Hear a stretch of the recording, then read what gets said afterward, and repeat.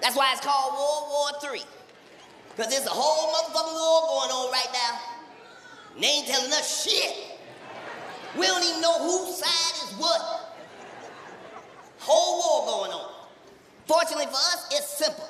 It ain't even complicated. White people don't get nervous. It ain't about race this time. Ain't about money this time. No. This time it's the lie versus the truth. Just that simple. The lie versus the truth. That's it. Just a lie versus the truth. The lie. I'm not here to say what side is the best side. I'm just saying them the sides.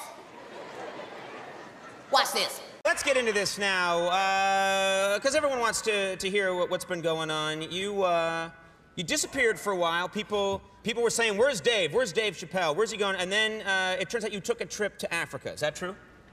Yeah, it's true. Yeah. It wasn't like they said. Right. It was because like, the stories were, I mean, the stories, as you know, you're hearing all kinds of stuff on the news. It was crazy, man. I mean, first I went to Africa to chill, and I tell you, you hear a lot of black people say this, like when you go to Africa, especially your first time, you have this overwhelming feeling like you're home, which is true. I had that feeling like, man, this feels like home. I think I felt that way because there's a McDonald's in the airport. So I got me a Big Mac.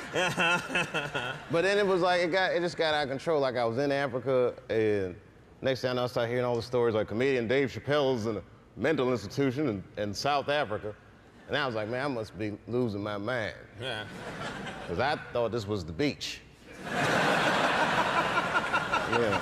Where's all the lovers of truth at in the building? Make some noise if you love the truth. Look at the lovers of truth strong in this bitch. Keep that same energy. Don't switch up on it. It's the lovers of truth. Watch this.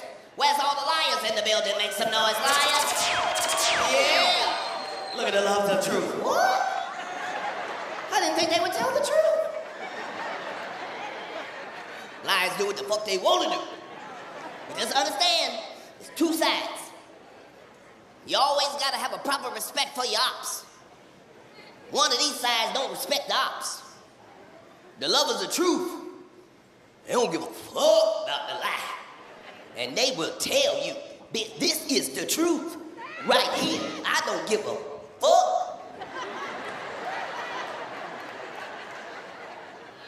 You tell them about the lie, they don't, the lie ain't shit. Shit. Lies run the world. Better respect it. Lies run the world. For every time one lie get told, 1 million people make $1 million. For every lie, you know who the fuck paid for it? Whoever the fuck don't know, it's a lie. That's who the fuck paid for it. Yep. And they lie to all of us. Some of us. Look at white people, not us, yes. All of us. They lie to us all together. They told all of us in here, there's a chicken wing shortage.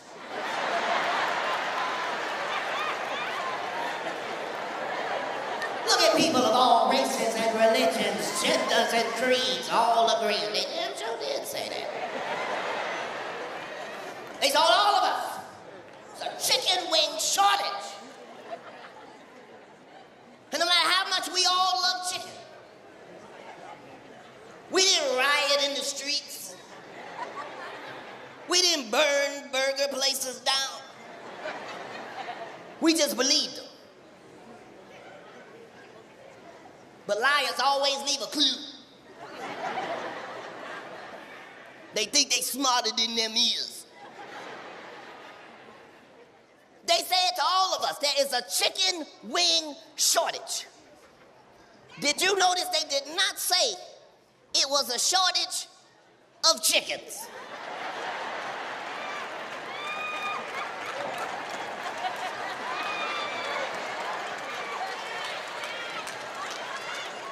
Said it was a chicken wing shortage. But they did not say it was a shortage of chickens. Now, I know some of y'all don't grow up on the farm. Maybe you don't see a chicken every day. But try to envision in your mind what a chicken looks like.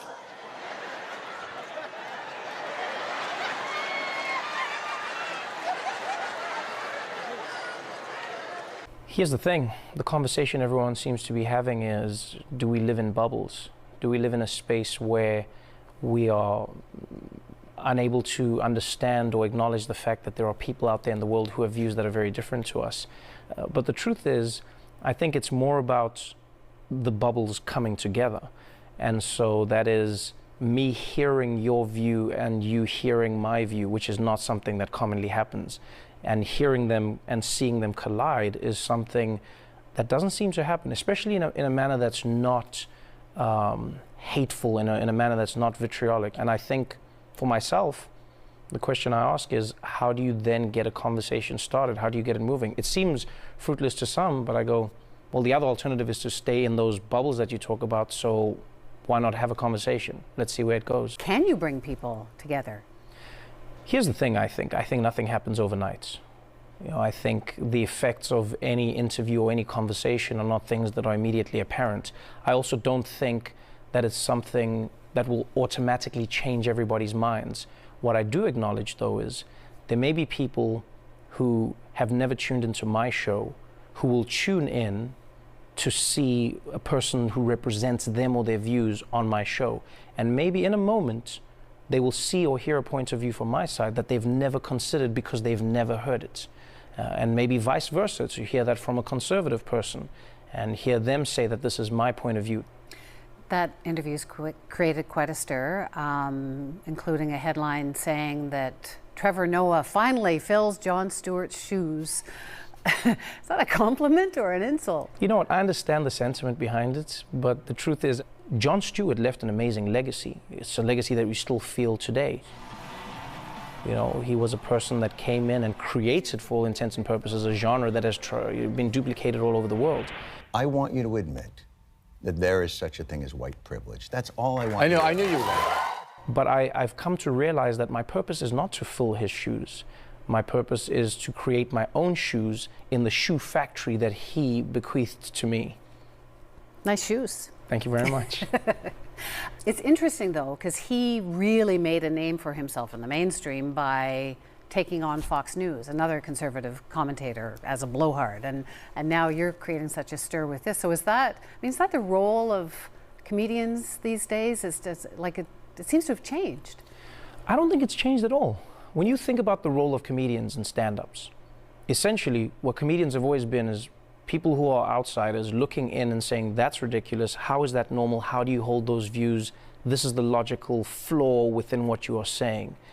And when you approach that from a satirical news point of view or from a news parody show, then those views that you are talking about will invariably come from the media. They will come from spaces where people are broadcasting their views. Because I can't go after a random person on Twitter. That's bullying. That's me using a platform that's higher than theirs to engage with them.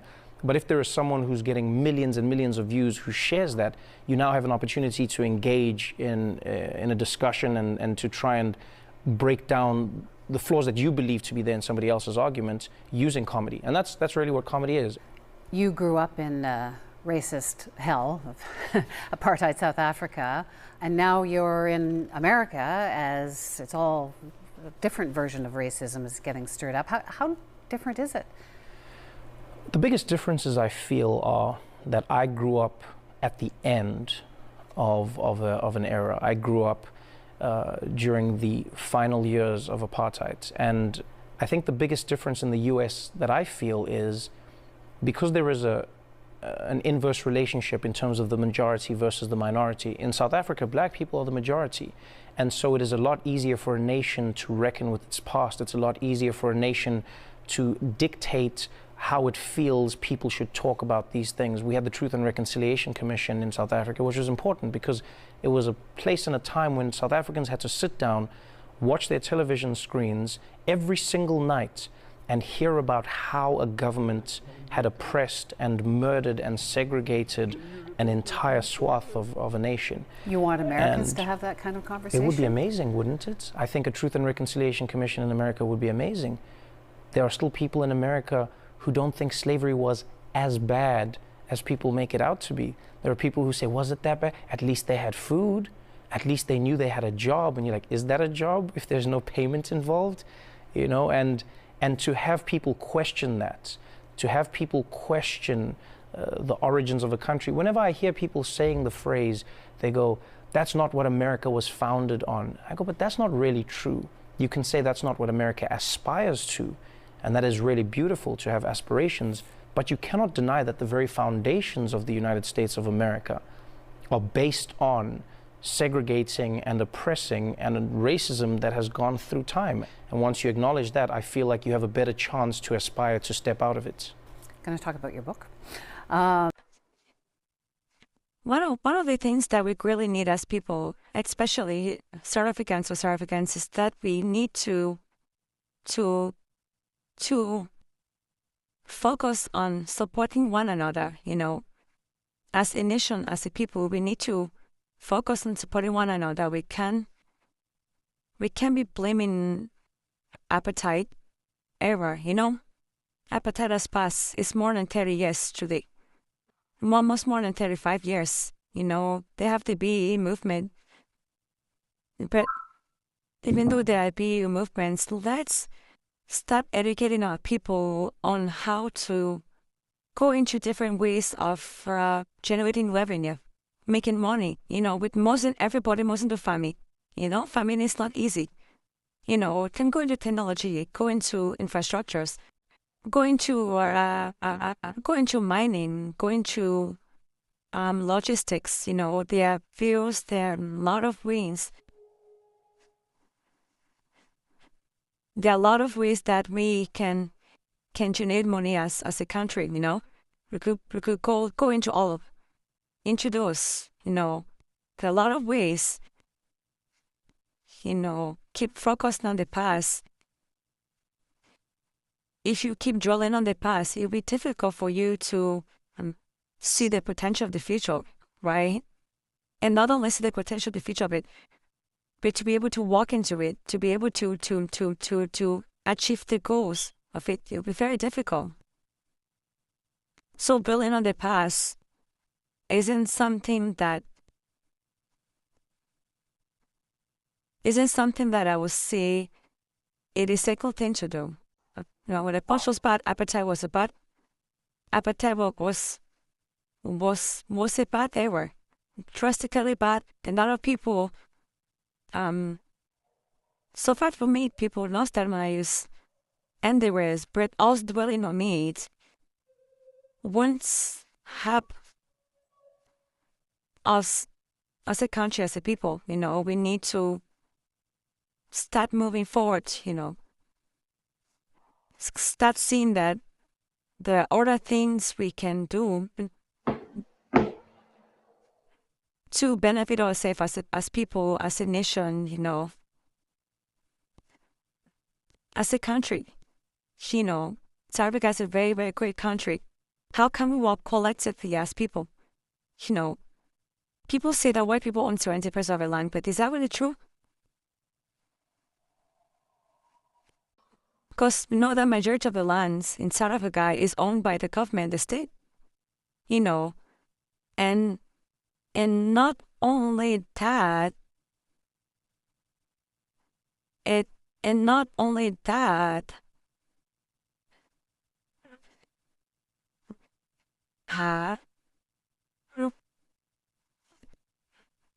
but also a lot of the lands too are not arable lands.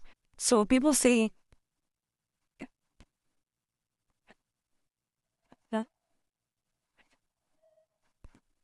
people can see that 70% of the land in South Africa is on the white. It is 70% of arable land, which makes it 20%.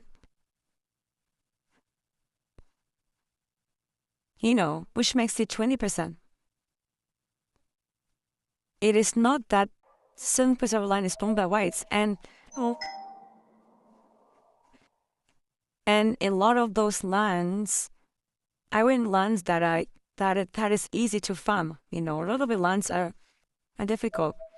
White people are good at, or Africans are good at farming. So what we can do is we can learn from them. You know, in life, there are certain people that are more good at some things more than others. So what can you do if you ain't good at some things more than other people?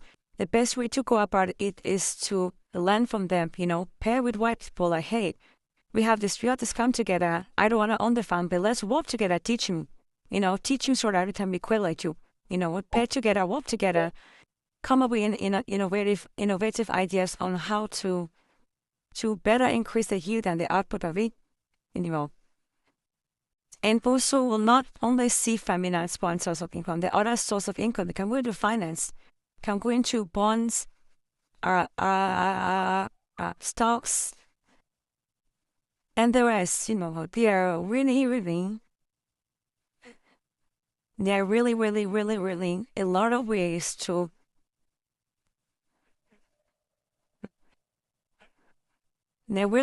training a lot of ways to make money. A lot of ways to generate revenue. The country, farming is not the only way to go about it. There are other ways that we could go about it as an issue. And the key is for us to stand together, support one another, see that there are potentials that we can achieve collectively as a nation and as a people. Then let's slowly start.